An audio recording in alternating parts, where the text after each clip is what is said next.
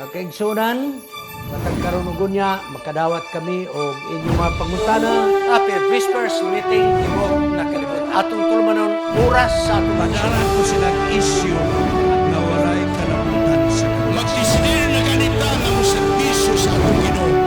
Ang yawa, pangita o pamagi, mo-offer na mura-mura po o iya sa Diyos. Ang inahan kaya ariglaran ang napulog na mga anak. Pinako kalimutan yun sa Ginoo.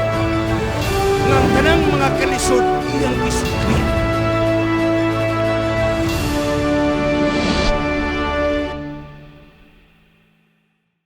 Happy prayer meeting sa Tibok Kalibutan. Ang atong S.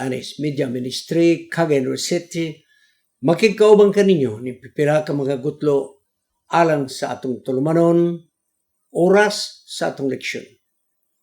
Mao kining panahon nga atong paghisgutan ang leksyon nga nahanay karon nga semana gikan sa Sabbath School Department General Conference. Sa pagsugod, magampo kita. Gamhanan nga Dios nga naka sa mga langit.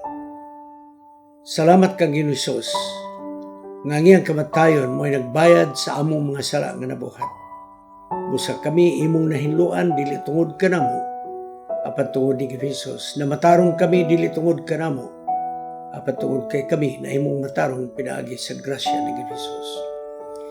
O barang Espiritu ikaw mo kunsad kanamo, aron sa tinaw among masabtan. Labi na ang among topiko karon, ang kabaghuan sa among mga kinayag mga batasan. Ginoo, mupuyo ikaw kanamo pinagis balang Espiritu.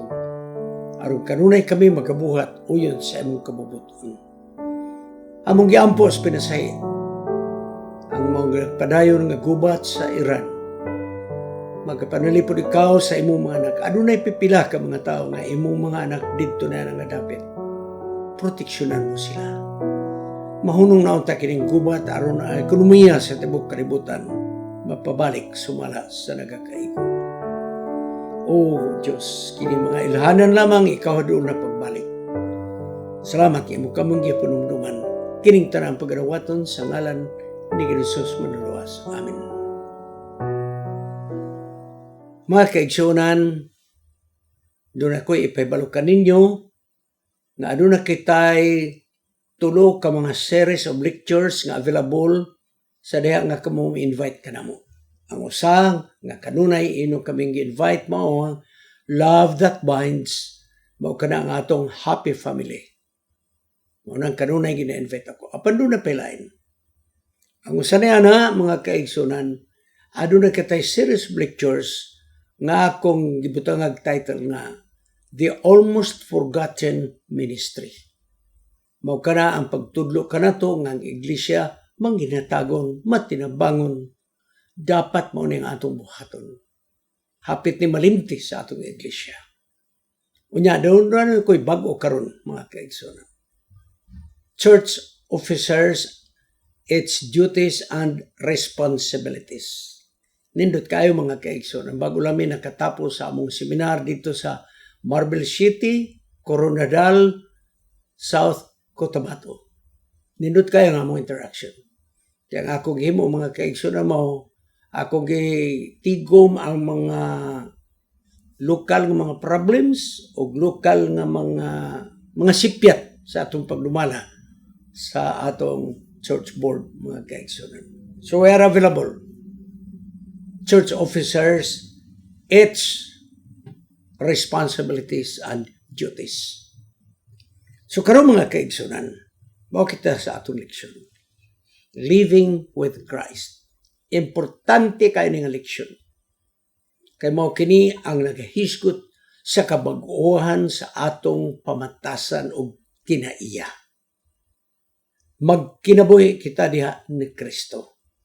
Si Kristo wa pamubalik apang kinahanglan ang atong kinabuhi mohaum na sa kaniyang batasan ni Jesus. Mao si Apostol Pablo diha gyapon sa Colosas.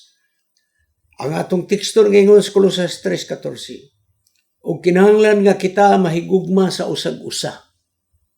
Kini mao'y pinakaimportante nga atong pagabuhaton. Kaya ang gugma mo'y nagagunit sa tanang mga mayong mabutang ug nahimo kining kompleto ang tanan. Gugma, mga kaigsunan, mo'y magbugkos sa tanan. Si Pablo, mga kaigsunan, nagaingon nga ang atong handom dili lamang niining kinabuhia. Kay kung kanunay natong nauna nga diri ra gyud ta niini nga kinabuhi, dili kita mapuslan sa atong Ginoo kay dunay buluhaton nga gamiton kita niya.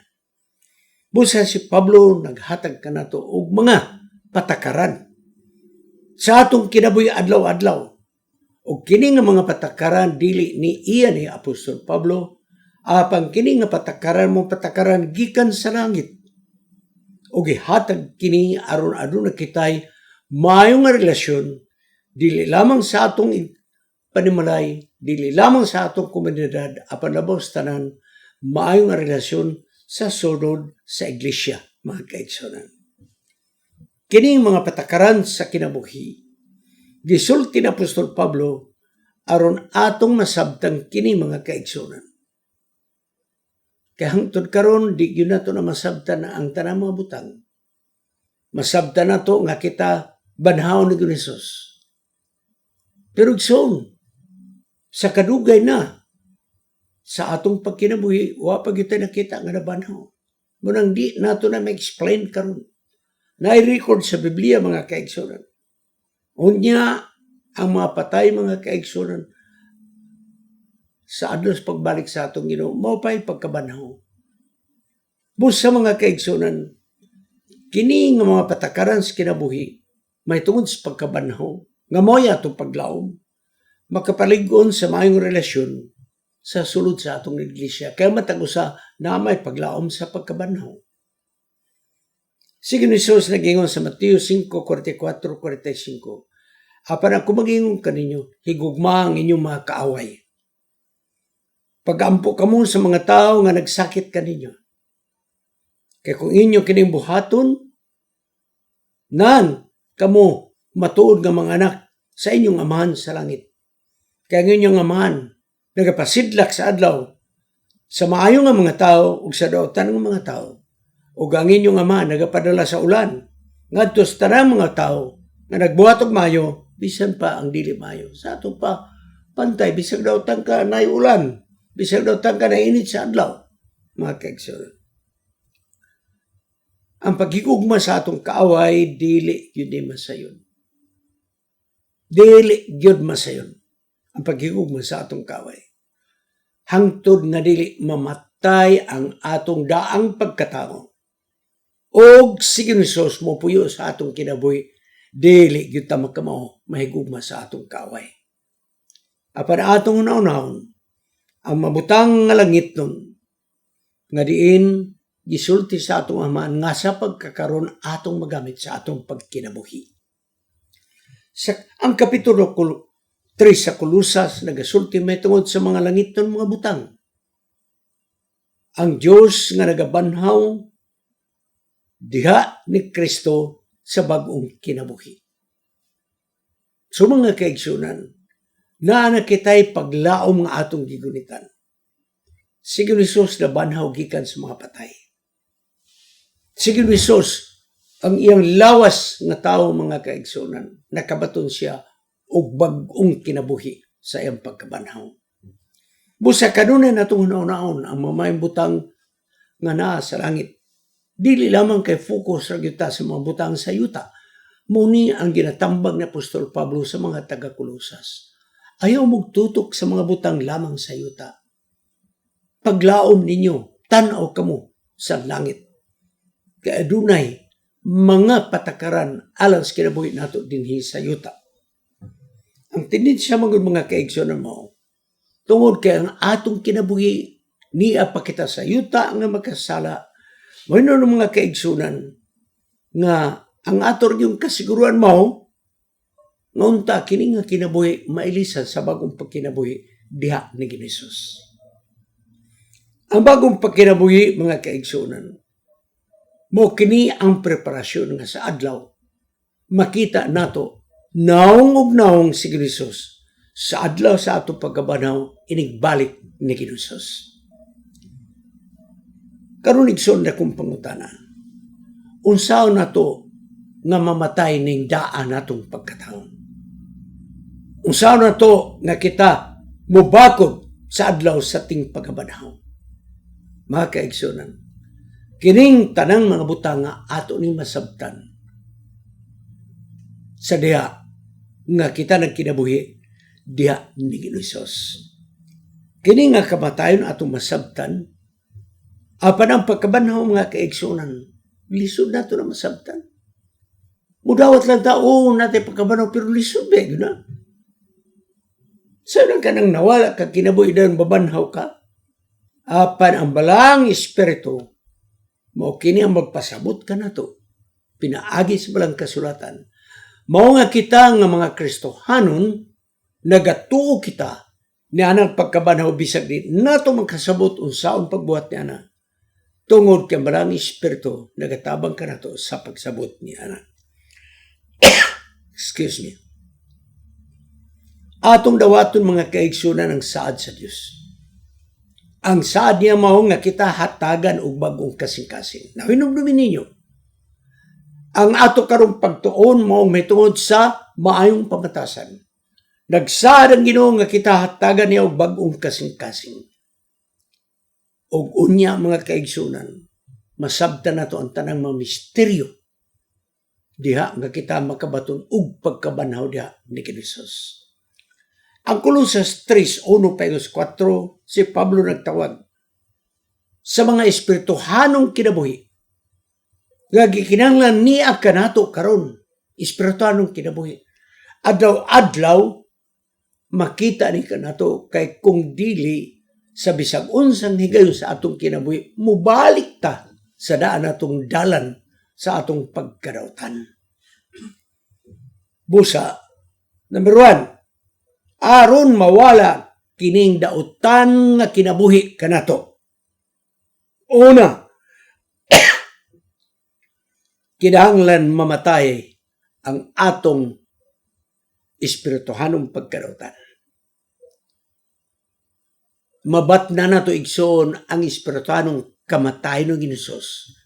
Simbolo sa atong daan nga pagkatao nga namatay. Number 2, muhunong na kita pagpangandoy sa mga dili maayong mga butang, sa mga butang sa kinabuhi, ang atong lawas o atong unhauna kinahanglan mga kaigsunan. Atong itumong diha sa atong Ginoo. Atong ihunong ang atong mga pangandoy nga diay kini dautan sa atubangan sa Dios. Kaya nga itong lawas sa gunahuna, di yun yung makapaayo ka na to, mga kaigsunan. Aron nga atong madawat sa anggahom, nga atong abugon ang dautan sa atong kinabuhi, gikinahanglan mga kaigsunan nga si Kristo mabuhi dinhi sa atong kinabuhi. Buti pasabot nga ang standard ni Hesus niya kanato. Kaya daw samara nga si Hesus buhi dinhi kanato. Magkinabuhi kita mga kaigsunan sa bagong pagkinabuhi diha ni Hesus. Ug unya, mahitabo lamang kini kung kita sa kanunay adlaw-adlaw nga walay undang nga atong pagkinabuhi, bagong kinabuhi, pinaagi sa istandarte ni Hesus nga gihatag kanato. Sa diya nga kita makabaton sa espirituhanong kinabuhi diha ni Hesus, siya maghatag kanato gahom nga iyang walaon ang sala o ang dautan nato nga mga pangunahuna mawala kini kung kita magapuyo sa espirituhanong kinabuhi ni Hesus, gamhan kita niya. Ang uban manggod, dili bitaw andam,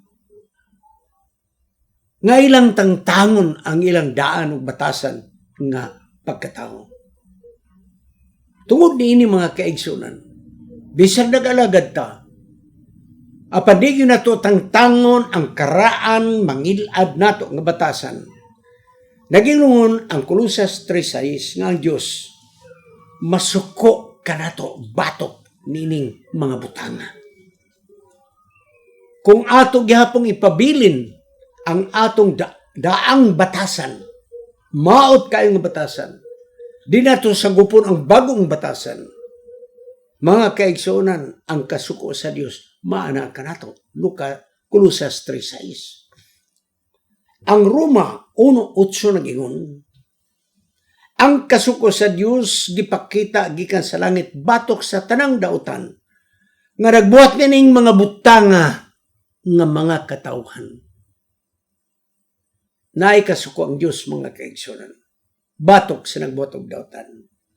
Ug unya maabot ang adlaw sa paghukom nga ut-uton ang taong mga dautan, nga ang kasuko sa Dios gipaagi na sa paglaglag sa taong dautan sa adlaw sa katapusan, pinaagi sa kalayo nga maong impyerno. So nagingon, mga kaigsuonan, busa ang Dios nga unta sila dili magabuhat og mga dautan nga kini makapasubo diha sa atubangan sa Dios sa pagkinabuhi nato nga dili maayo. Busa tungod niini, sumala sa Roma 1:24, nan magabuhat og mga badaotang mga butang og kini magkadaot sa atong panglawas. Og unya usab nagapakaulaw kita sa ubang mga katawhan. Kining mga butang, mga kaigsuonan nga gibuhat sa mga tao, mao ni igsoon ang daang batasan. Paminaw nato ning maayo. Ang daang batasan nga kinahanglan atong isalikway. Ang daang batasan nga kinahanglan mamatay kini diha sa kamatayon na Ginoong Hesus. Ano igsoon?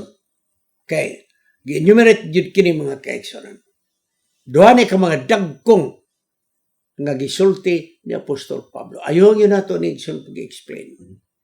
Kaya kung di nato ni mamay ka-explain, mamaot ang atong dignidad ingon nga iglesia.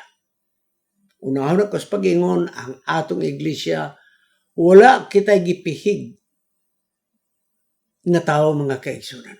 Wala.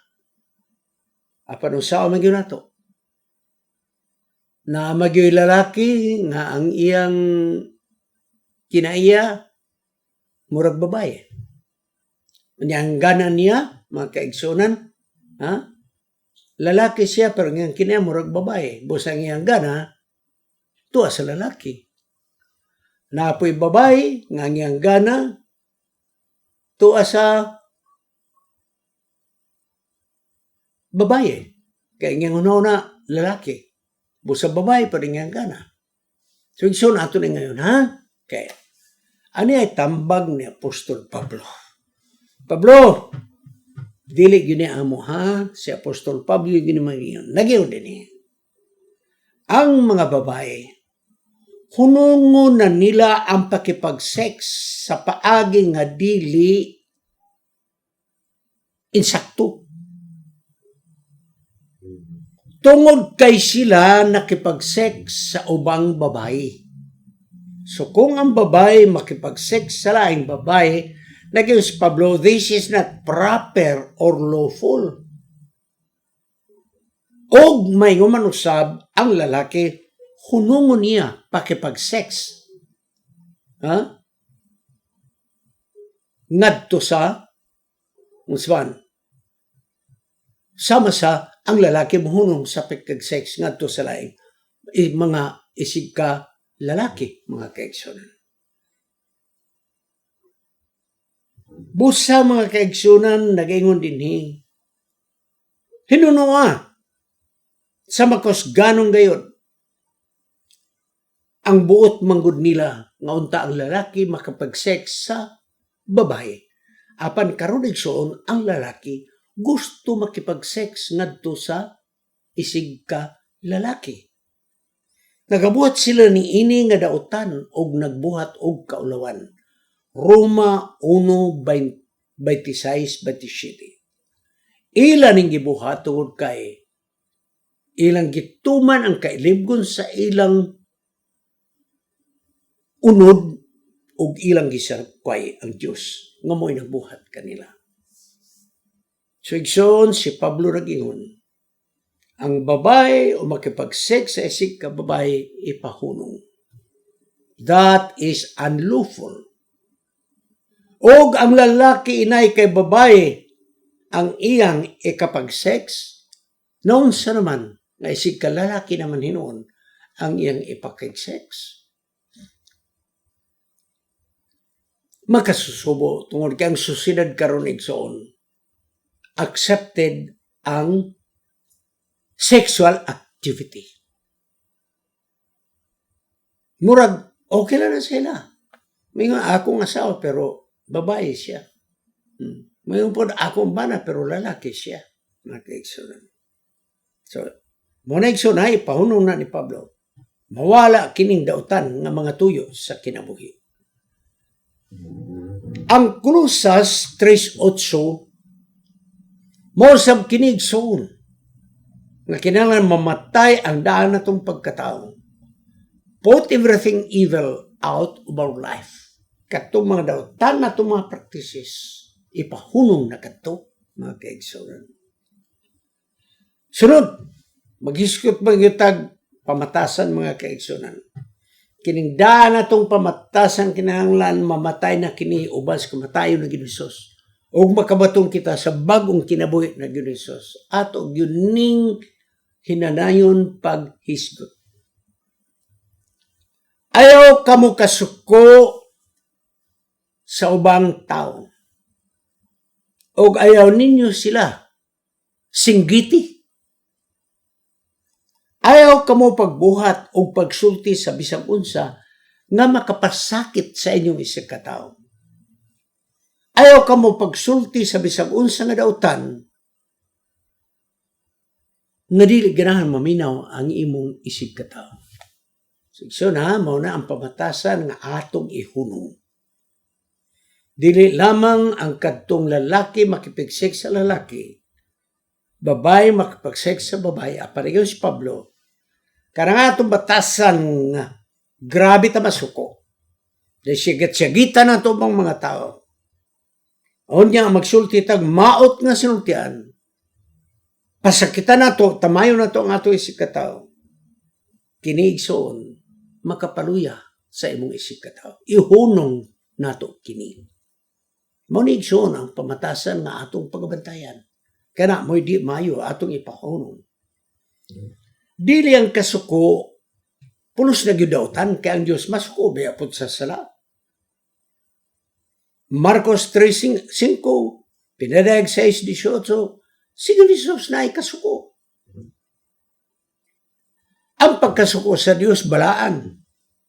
Tungod kay kita tao man, mo hinungdan nga ang balaang kasulatan o Biblia nagaingon mga kaigsunan. Nga kung masuko ikaw, ayaw itugot nga ikaw makasala. Masuko ka, pero ayaw itugot nga ikaw makasala. Okay? Episode 4:26. Ugon niya si James nagsugyot ka na to sa James 1:19-20. Nga kita